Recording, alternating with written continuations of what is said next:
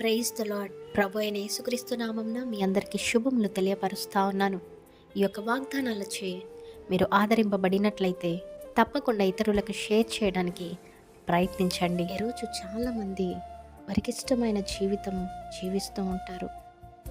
వారికిష్టమైన మార్గంలో నడుచుకుని వెళ్తూ ఉంటారు.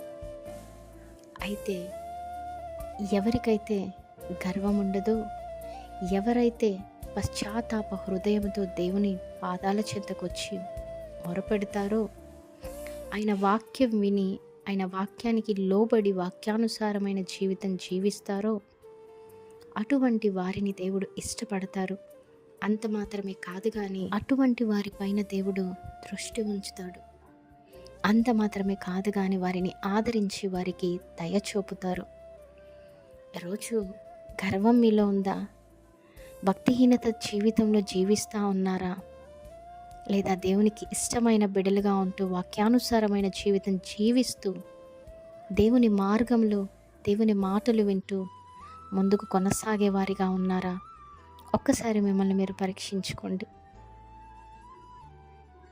ఎవరైతే విరిగి నలిగిన హృదయంతో దేవుని దగ్గరకు వస్తారో, ఆయన మాట వింటారో, ఆయన చిత్తం జరగనిస్తారో, ఆయన మార్గంలో నడుస్తారో తప్పకుండా దేవుడు వారిని ఆదరిస్తాడు, ఇష్టపడతాడు, దయ చూపుతారు.